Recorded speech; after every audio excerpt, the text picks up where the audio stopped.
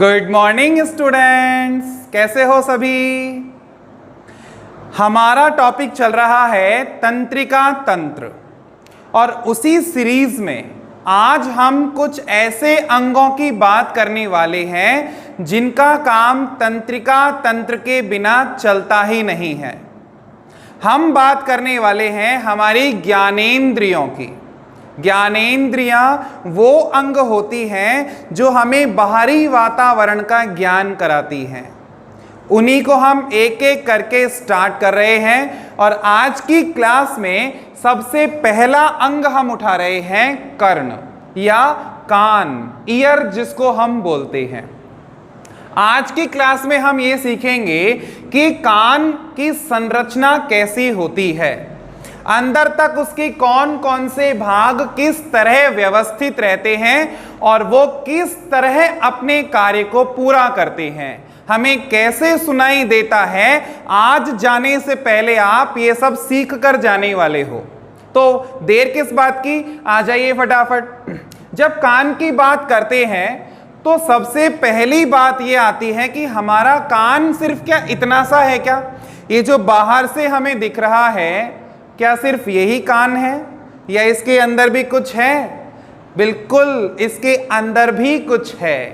यानी यदि साइंटिफिक में आपसे बात करूं तो हम यूं कह सकते हैं कि मनुष्य का जो कर्ण होता है वो 3 भागों में विभाजित रहता है। बाह्य कर्ण जो हमें दिख रहा है, उसके अंदर होता है मध्य कर्ण और सबसे अंदर होता है अंतःकरण। तो कान के 3 हिस्से होते हैं। इन तीनों को एक बार हम यहां डायग्राम से समझ लेते हैं। सबसे पहले हम शुरुआत कर रहे हैं बाह्य कर्ण की। देखिए, सबसे पहला भाग हम यहां निर्मित कर देते हैं बाह्य कर्ण। कान का वो हिस्सा जो हमें बाहर से दिखाई देता है वो बाह्य कर्ण कहलाता है। ठीक, अब इसमें भी जो ये वाला भाग है जो हमें बिल्कुल बाहर ही दिख रहा है, जिसको पकड़ा जा सकता है, जिसको मोड़ा मरोड़ा जा सकता है ना, इस वाले भाग को हम बोलते हैं पिन्ना, या इसी को हम एक नाम और देते हैं कर्ण पल्लव। तो ये है कर्ण पल्लव या पिन्ना, जिसके अंदर ऐसी नालियां पाई जाती हैं, है ना। और इनका काम क्या होता है? कर्ण पल्लव का काम होता है बाहर से आने वाली ध्वनि तरंगों को एकत्रित करना और एकत्रित करके उसे कान के अंदर वाले हिस्से में भेज देना। तो ये जो 2 बाहर दिखाई दे रहे हैं ना, कर्ण के बाहरी भाग हैं जिनको हम कर्ण पल्लव कहते हैं। ये बाहर से आने वाली ध्वनि तरंगों को इकट्ठा करते हैं और अंदर एक गुहा में पहुंचा देते हैं। कौन सी गुहा?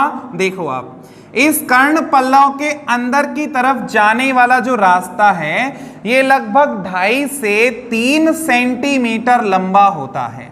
2.5 से 3 सेंटीमीटर लंबा रास्ता होता है और इस मार्ग को या इस गुहा को हम कहते हैं कर्ण कुहर नाल। ये कर्ण कुहर नाल कहलाती है। क्लियर? इसको हम ऑडिटरी कैनाल भी कहते हैं। ये कितनी लंबी है? 2.5 से 3 सेंटीमीटर लंबी है और इसका काम होता है बाहर से आने वाली ध्वनि तरंगों को अंदर पर्दे तक पहुंचाना, क्योंकि इस नली के अंतिम सिरे पर होता है हमारे कान का पर्दा। इसके बारे में तो सुना है सभी ने, ये है हमारे कान का पर्दा। इसको हम बोलते हैं ईयर ड्रम, या एक नाम और देना चाहें तो कर्ण पटह। इसे हम कर्ण पटह कहते हैं, यानी कान का पर्दा या ईयर ड्रम इसे कहा जाता है। ये हमारे बाहर की साइड से मुश्किल से 2.5 या 3 सेंटीमीटर ही अंदर होता है। ये बहुत ही पतला और बहुत ही संवेदनशील पर्दा होता है। जो ध्वनि तरंगों से ही कंपन करना शुरू कर देता है। जैसी ध्वनि आएगी वैसे उस तरह से इसमें वो टकराएगी और टकराने से इसमें कंपन होना प्रारंभ हो जाते हैं और फिर उस कंपन को वो अंदर वाले हिस्से में पहुंचा देता है। चलेंगे हम अंदर भी। अभी ये जो मैंने बनाया है यहां तक का हिस्सा, ये है हमारा बाह्य कर्ण, जिसमें 3 चीजें आती हैं, दिख रही हैं सभी को। एक तो आता है कर्ण पल्लव, एक आती है कर्ण कुहर नाल और एक आता है कान का पर्दा। यहां तक डन है। अब एक चीज और बता दूं अंदर चलने से पहले कि ये जो कान का नाल है, कर्ण कुहर नाल, इसके अंदर छोटे छोटे छोटे छोटे बहुत सारे रोम पाए जाते हैं।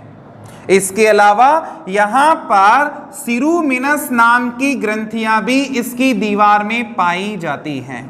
तो छोटे छोटे रोमों का पाया जाना और इसके अलावा सिरुमिनस नाम की ग्रंथियों का पाया जाना इस कर्ण कुहर नाल की विशेषता होती है। क्या काम करते हैं ये दोनों? यदि बाहर से मान लो कोई धूल का कण आ रहा हो, कोई रोगाणु आ रहा हो, तो वो रोगाणु या धूल का कण अंदर पर्दे तक ना पहुंचे, इससे रोकते हैं ये रोम, उसे उलझा लेते हैं। और सिरुमिनस ग्रंथि से एक चिपचिपा सा रस निकलता है, वो उस गंदगी को अपने ऊपर चिपका लेते हैं।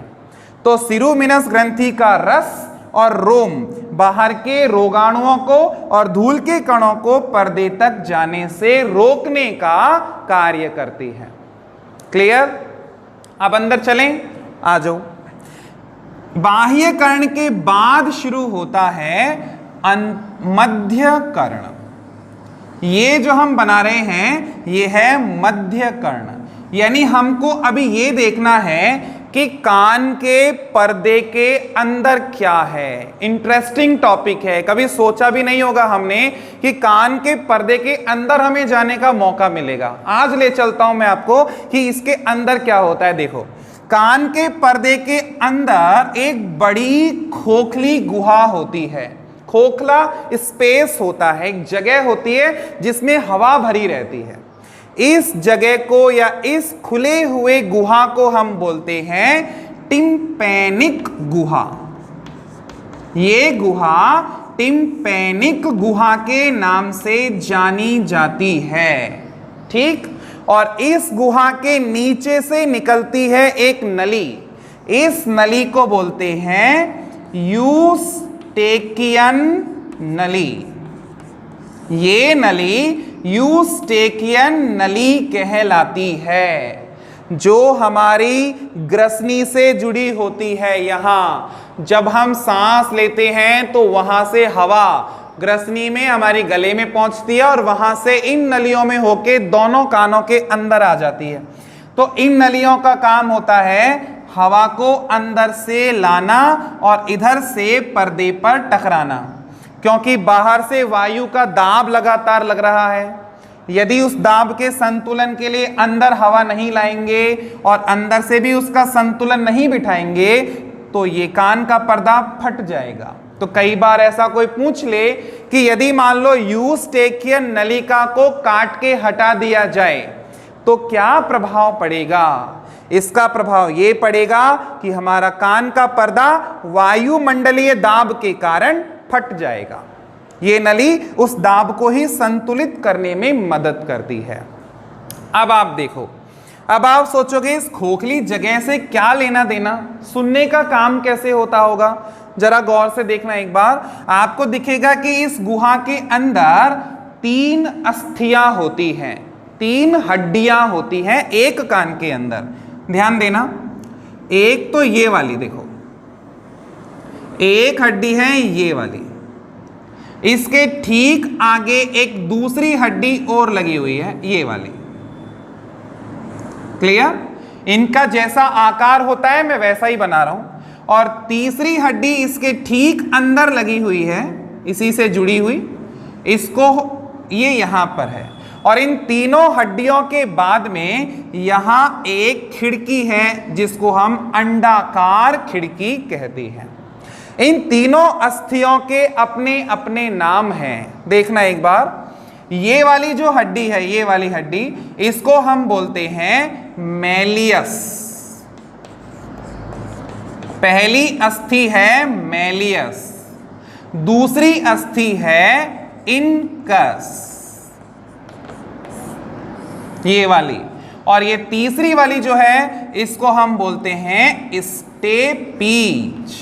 ये है स्टेपीज। तो इस तरह से 3 अस्थियां पाई जाती हैं और उनके आगे खिड़की है। इस खिड़की को क्या बोलते हैं? इस खिड़की को बोलते हैं अंडाकार खिड़की। ये है अंडाकार खिड़की। क्लियर है? ओके। अब आप देखो कि इन अस्थियों का आकार भी निश्चित सा होता है। ये जो मैलियस है, कई बार क्या होता है कि इनके नाम के क्रम बच्चे भूल जाते हैं, तो आप ऐसे ध्यान रख लो, इनका क्रम है मिस, MIS, ठीक है ना, miss, malleus, incus, stapes. Clear? और इसमें से जो स्टेपीज है, इसका नाम तो आपने कहीं जरूर सुना होगा। हमारे शरीर की सबसे छोटी अस्थि का जब नाम आता है ना, तो उसके नाम में आता है स्टेपीज। क्लियर? अब देखो, ये वाली हड्डी जो मैलियस है, ये आपको किस रूप में दिखाई देती है? ये आपको हथौड़े के समान दिखाई देती है। देखो, यहां से पकड़ने का और यहां से ठोकने का, ठीक है। ये वाली जो इनकस है, ये आपको निहाई के समान आकार की दिखाई देती है। निहाई, निहाई क्या होता है? कभी जूते सही कराने मोची के पास गए हो आप लोग? मोची के पास एक लोहे का स्टैंड होता है जिसके अंदर वो जूता फंसाता है और फिर ठोकता है। तो वो जो स्टैंड है ना, वो क्या कहलाता है? निहाई कहलाता है। बिल्कुल उसी तरह के आकार की होती है ये इनकस। और ये स्टेपीज जो अस्थि है, ये घोड़े के रकाब के आकार की होती है। रकाब क्या चीज होती है? घोड़े पर बैठने के बाद जिस चीज में पैर घुसा के बैठते हैं, पैर को जिसमें रखते हैं, उस संरचना को हम बोलते हैं रकाब। वो इसी तरह का होता है। तो ये बात आपको ध्यान रखनी है कि मध्य कर्ण के अंदर की गुहा को टिम्पैनिक गुहा कहते हैं, जिसमें यूस्टेकियन नली पाई जाती है और 3 अस्थियां होती हैं। मैलियस अस्थि हथौड़े के समान, इनकस अस्थि निहाई के समान और स्टेपीज अस्थि रकाब के समान होती है। यहां जो कंपन हुए थे, वो कंपनों की टकराहट इसके पास पहुंचती है, मैलियस के पास, और मैलियस से इनकस और स्टेपीज में होते हुए कहां पहुंच जाती है? अंडाकार खिड़की में। और यहां से फिर वो कंपन कहां गिर जाते हैं? अंतःकरण में। चले अंदर, आ जाओ। अंतःकरण में क्या है देखो एक बार। अंतःकरण के अंदर ऐसे एक मुड़ी हुई नलिका पाई जाती है। इस तरह की एक नली होती है जो जलेबी की तरह ऐसे मुड़ी रहती है। अभी यहां तो जगह नहीं है, लेकिन ये 2 सही 3/4 चक्कर लगाती है। 2.25 चक्कर से कुंडलित नली होती है और इस कुंडलित नली को हम बोलते हैं कॉक्लिया। इस नली को कॉक्लिया कहा जाता है। अब आप इसको गौर से देखो तो आपको पता लगेगा कि इसके अंदर भी 3 नलियां हैं। अभी दिखने में तो एक दिख रही है, ध्यान देना इस चीज पर, दिखने में एक दिख रही है, लेकिन इसके अंदर 3 नलियां होती हैं। इस तरह की व्यवस्था है, गौर से देखना एक बार। इस तरह की व्यवस्था है इस कॉक्लिया की, ये ऐसे, ठीक है। यानी इसमें 3 नलियां होती हैं। जो सबसे ऊपर वाली नली है, ध्यान देना, इसको हम क्या बोलते हैं? स्केला वेस्टिब्यूला। इसको स्केला वेस्टिबुला या बुलाई कहते हैं। बीच वाली को बोलते हैं स्केला मीडिया। ये है स्केला मीडिया। क्लियर। और सबसे नीचे वाली को बोलते हैं स्केला टिम्पेनाई या स्केला टिम्पेनी भी इसका उच्चारण किया जा सकता है। तो इस तरह से अंदर वाला जो कॉक्लिया है वो 3 भागों में बटा हुआ है। अभी मैं समझाऊंगा सारी बातें, लेकिन इसकी संरचना पर और थोड़ा सा ध्यान देना है। इसमें जो स्केला मीडिया होती है, इस मीडिया में नीचे की तरफ कुछ विशिष्ट कोशिकाएं होती हैं। मैं कलर करता हूं जिससे आपको अच्छे से दिखाई देगा, है ना।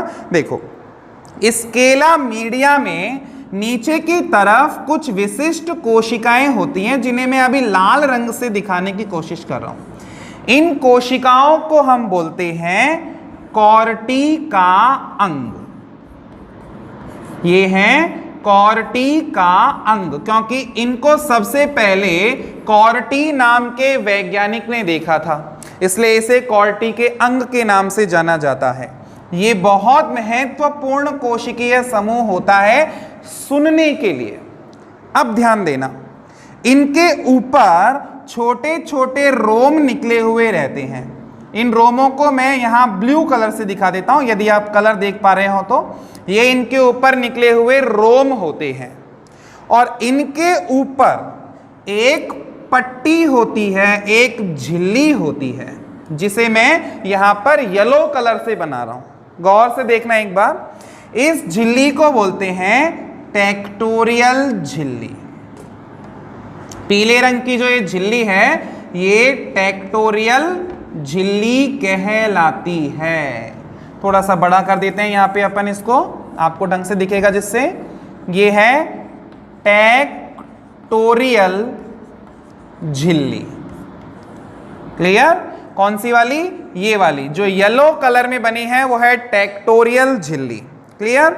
और यहाँ पे कॉर्टी के अंग की कोशिकाओं के नीचे से कुछ तंत्रिकाएं निकलती हैं, जो हम पिछले 2 दिन से पढ़ रहे हैं, तंत्रिका तंत्र। वही तंत्रिकाएं हैं जो इन कॉर्टी के अंग की कोशिकाओं के अंदर से निकल के जा रही हैं। तो ये तो बनावट है, ये इनकी व्यवस्था है कि किस तरह व्यवस्थित है। एक बार वापस सुन लेते हैं जिससे आपके बिल्कुल क्लियर हो जाएगा। अंतःकरण में इस तरह जलेबी की तरह कुंडलित एक नली होती है जिसको हम कॉक्लिया कहते हैं। एक बात। दूसरी बात कि कॉक्लिया को 3 भागों में बांटा जाता है, स्केला वेस्टिब्यूला, स्केला मीडिया और स्केला टिम्पेनी। ठीक है। तीसरी बात कि जो स्केला मीडिया होती है, इसके अंदर कॉर्टी का अंग पाया जाता है। उसके ऊपर रोम निकले रहते हैं और रोमों के ऊपर जो झिल्ली होती है वो होती है टेक्टोरियल झिल्ली। ये टेक्टोरियल झिल्ली पाई जाती है और कॉर्टी के अंग के नीचे से तंत्रिकाएं निकल के बाहर जाती हैं, जिनको हम बोलते हैं श्रवण तंत्रिका। तो ये तो सिर्फ एक बनावट है। अब हमें सुनाई कैसे देता है वो है असली चीज, वहां पर आऊंगा। लेकिन एक बार ये देखो, आपको बाह्य कर्ण, उसके बाद ये मध्य कर्ण और उसके बाद ये अंतःकरण की व्यवस्थाएं समझ में आई। कौन सी चीज किस तरह कहां लगी हुई है, ये एकदम फिट बैठ गई दिमाग में। अब आ जाओ आप। यदि आपसे कोई कहे कि भैया सुनाई कैसे देता है ना, तो ध्यान देना। सबसे पहले क्या हुआ? सबसे पहले कर्ण पल्लव ने बाहर से ध्वनि तरंगें एकत्रित की। उसके बाद उसने ध्वनि तरंगों को कहां पहुंचा दिया? कर्ण कुहर नाल में पहुंचा दिया, जहां पर धूल के कण और रोगाणु रोक लिए गए। उसके बाद ये ध्वनि जाके किसके टकराई? कर्ण पटह के, कान के पर्दे के टकराई, जिससे कान के पर्दे में कंपन होने लगा। इस कंपन की टकराहट हुई यहाँ पर मैलियस हड्डी में, तो मैलियस हड्डी में कंपन होने लगा। वहां से कंपन कहाँ पहुंच गया? इनकस में। इनकस के अंदर से कहाँ पहुंच गया? स्टेपीज में। और स्टेपीज के अंदर से वो कंपन कहाँ घुस गया? अंडाकार खिड़की में होता होता होता होता अंदर कॉक्लिया में। अब कॉकलिया में भी वो कहां घुसा है, देखना कॉकलिया में कहां घुसा है, वो घुसा है स्केला वेस्टिब्यूला में। कौन कौन घुसा है यहां पे? यहां पर आया है ध्वनि का कंपन। यहां तो ध्वनि आई है, पर ये यहां से कंपन चालू हो जाते हैं, वाइब्रेशन आते हैं, और यहां से ये सारे कंपन स्केला वेस्टिब्यूला में डाल दिए जाते हैं। अब यहां से ये आगे बढ़ते हैं। या तो ऐसे हो सकता है कि ये कंपन यहां से आगे जाएं, यहां जाएं, यहां जाएं, यहां जाएं, यहां जाएं, यहां जाएं, फिर यहां से नीचे आ जाएं इस तरह, और फिर यहां से अंदर घुस जाएं। या फिर यदि छोटे कंपन हैं तो फिर वो सीधे यहां से भी अंदर जा सकते हैं। कुल मिला के ये जो कंपन अंदर गए हैं वो यहां अंदर आने के बाद सबसे पहले जाएंगे स्केला वेस्टिब्यूला में। उसके बाद ये किसी ना किसी तरीके से, या तो यहीं से या पूरा घूमकर या थोड़ा आगे से, कंपन की तीव्रता पे निर्भर करता है कि वो कहां से अंदर जाएगा। ये कंपन यहां से होता होता सीधा कहां चला जाता है? कॉर्टी के अंग पर चला जाता है।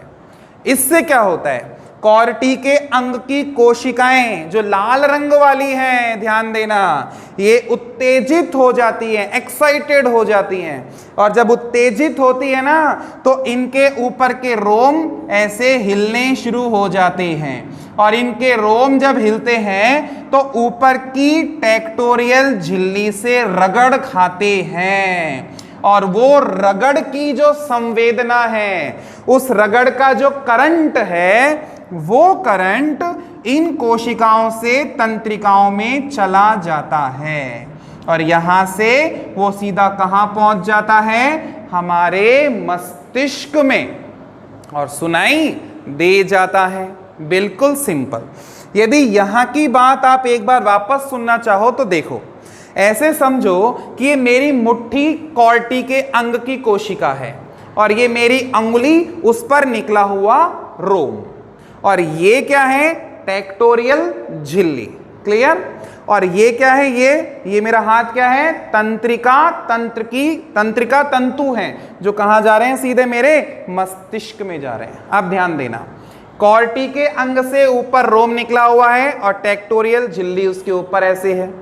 अब क्या हुआ? जैसे ही यहां पे कंपन आएगा, कंपन आते ही ये ऊपर का रोम इस पर रगड़ खाना शुरू करेगा, और इस पर रगड़ खाना शुरू करेगा तो क्या होगा? यहां से कंपन, यहां से करंट पैदा होगा। जैसे ये इसके टच होता है ना, यहां से कंपन पैदा, एक करंट पैदा होता है, और वो करंट यहां से तंत्रिकाओं के माध्यम से कहां पहुंच जाता है? मस्तिष्क में पहुंच जाता है, और हमें सुनाई दे जाता है।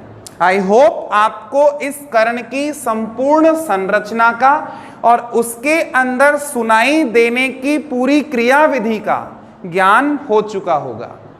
आज के लिए बस इतना ही। Thank you.